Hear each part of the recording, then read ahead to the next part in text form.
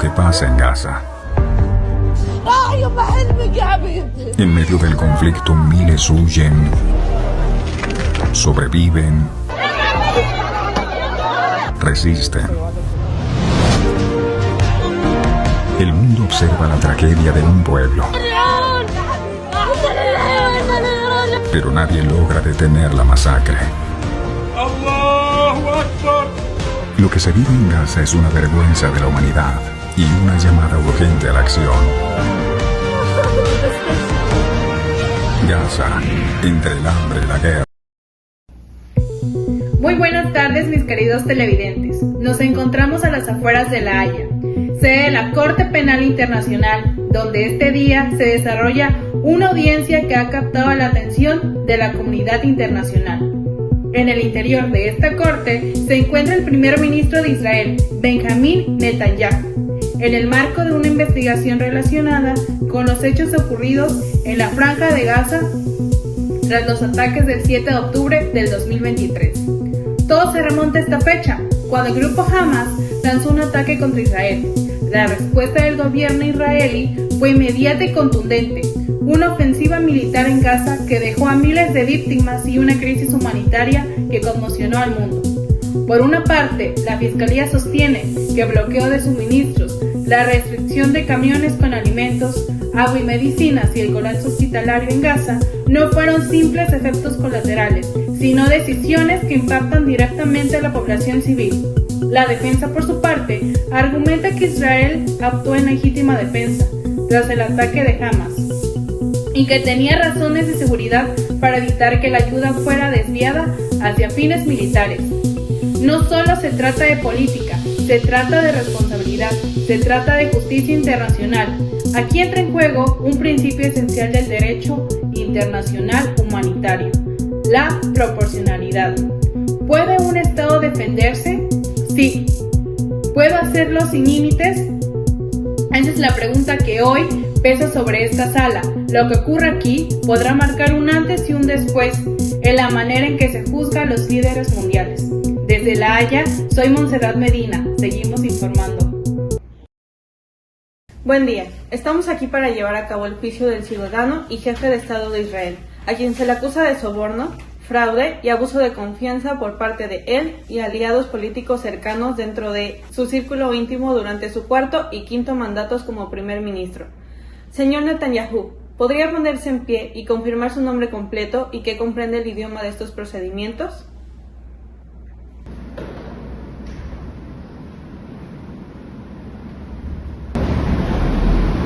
Soy Benjamín Netanyahu, primer ministro de Israel. Estoy aquí bajo protesta ante esta corte que no tiene jurisdicción ante un Estado soberano que se defiende del terrorismo. Usted tiene derecho a no declarar contra sí mismo, a ser asistido por abogados y a la presunción de inocencia.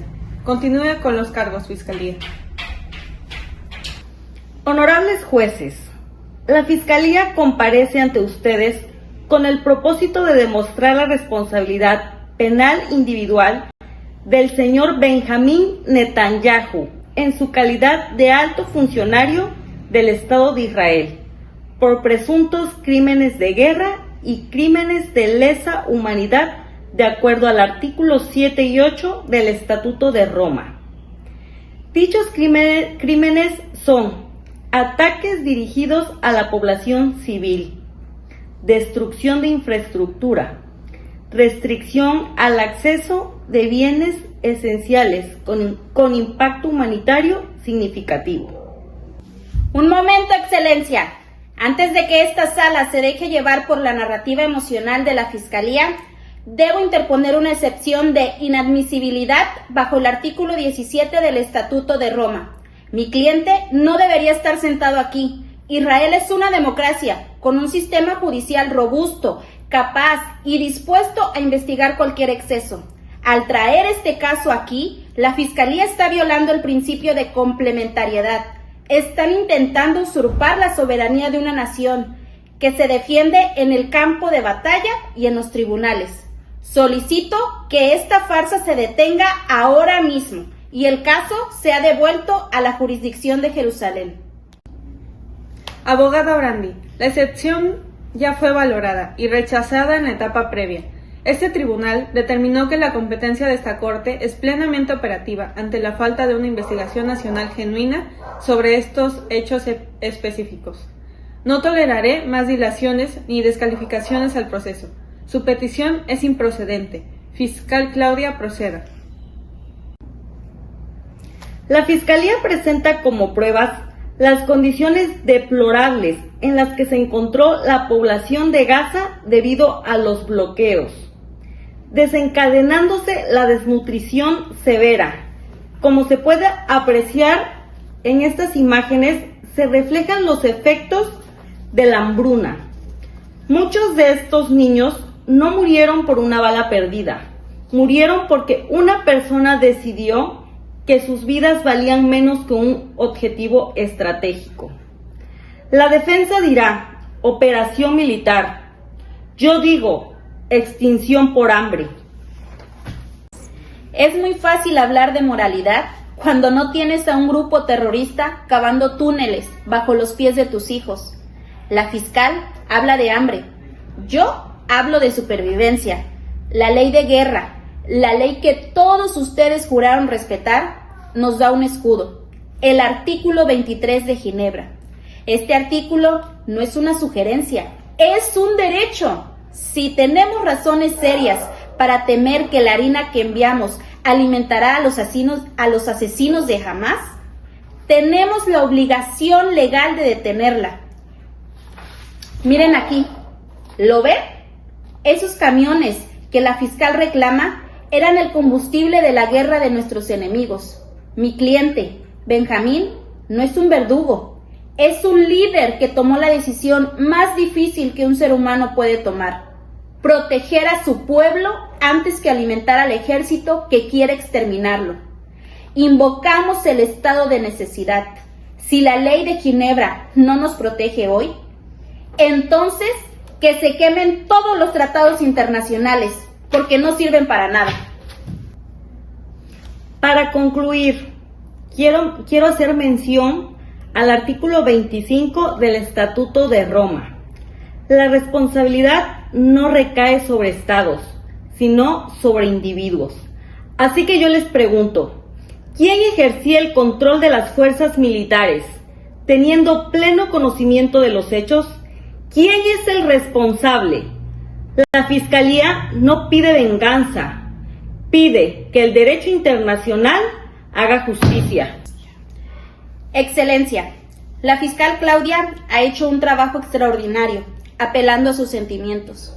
Ha traído a esta sala el dolor de Gaza, y nadie aquí es de piedra. Ese dolor es real. Pero usted, magistrada, no se sienta en ese estrado para llorar. Usted se sienta ahí para aplicar la ley, y la ley a veces es tan dura como el desierto. Se nos acusa de usar el hambre como arma, pero hablemos de la verdad legal. El artículo 23 de la Cuarta Convención de Ginebra no es una sugerencia poética, es un mandato de seguridad.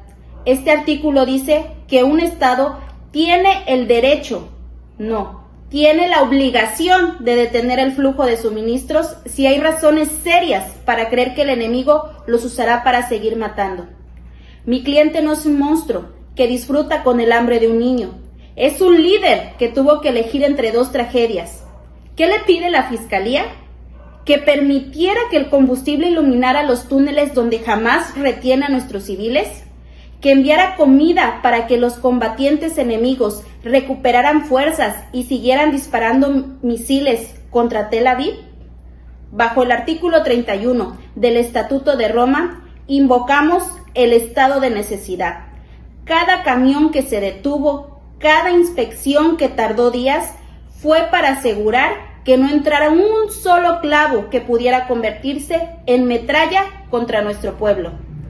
Si la ley internacional obliga a un Estado a alimentar al ejército que juró exterminarlo, entonces la ley es un pacto de suicidio. Magistrada, no confunda la crueldad con la necesidad militar. Benjamín no apretó un gatillo contra un inocente. Él cerró una válvula para desarmar a un terrorista. Si ustedes condenan hoy a Benjamín Netanyahu por aplicar el artículo 23 de Ginebra, están condenando a todas las democracias del mundo a morir de pie, con las manos atadas por un legalismo que ignora la realidad de la guerra. La ley está de nuestro lado, el derecho a existir está de nuestro lado. Nuevamente, exijo la absolución total de mi cliente.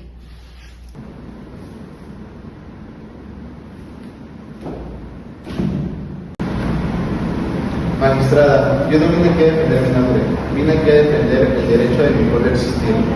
Ustedes me juzgan por las calorías en Gaza, pero ¿quién juzga el terror en los ojos de mi pueblo? No acepto su autoridad. Un tribunal que no distingue entre un Estado democrático y una horda de asesinos es un tribunal que ya ha dictado su propia sentencia de irrelevancia. Mi única culpa es haber asegurado al pueblo judío que no volverán a ser más una víctima silenciosa de la historia. Si eso es un crimen, sí, júzguenme 1000 veces. Mientras en esta sala los abogados debaten artículos y jurisdicciones, afuera de esta sala hay niños que ya no juegan, hospitales sin electricidad y familias que esperan noticias de rehenes. En Israel, madres esperan el regreso de sus hijos secuestrados. En Gaza, madres buscan agua entre los escombros. Esta sala ha escuchado con atención una fiscalía que clama por la humanidad ultrajada y una defensa que se atrinchera en el tecnicismo legal como si fuera una posición de combate. Abogada Andrade, si bien sus argumentos sobre el artículo 23 de la Cuarta Convención de Ginebra y la causa de exclusión por estado de necesidad prevista en el artículo 31 del Estatuto de Roma poseen una sofisticación técnica atendible, la jurisprudencia internacional es clara. La ley no es un cheque en blanco. El principio de proporcionalidad es el corazón del derecho internacional humanitario, y ese corazón ha dejado de latir para 2 millones de personas que sufrieron el colapso hospitalario y el desabasto sistemático de suministros vitales.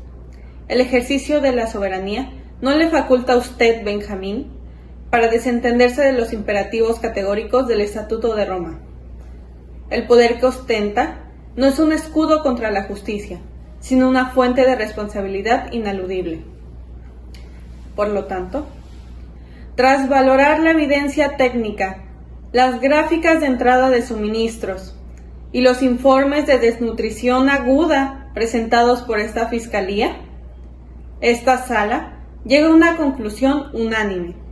Las decisiones tomadas desde el despacho no fueron simples daños colaterales, sino una política deliberada de privación por los crímenes de guerra cometidos mediante el uso del hambre como método de combate. Esta Corte lo declara culpable. En consecuencia, se ordena a la Secretaría de esta Corte la emisión inmediata de las órdenes de colaboración a los Estados parte del Estatuto de Roma. Su libertad queda a partir de este instante bajo el escrutinio de la comunidad internacional. Queda en manos de las autoridades competentes y de los estados obligados por este tratado proceder con su arresto y puesta a disposición de esta justicia en cuanto pise territorio bajo nuestra jurisdicción. No obstante, ante la colisión normativa planteada por la defensa sobre la supremacía de los tratados de Ginebra, este tribunal concede exclusivamente por derecho procesal el recurso de apelación. Usted no ingresará hoy en una celda de La Haya, pero sale de aquí como un condenado por la justicia universal. El peso de esta sentencia lo acompañará en cada frontera, recordándole que no hay poder político que esté por encima de la dignidad humana. Se cierra la sesión.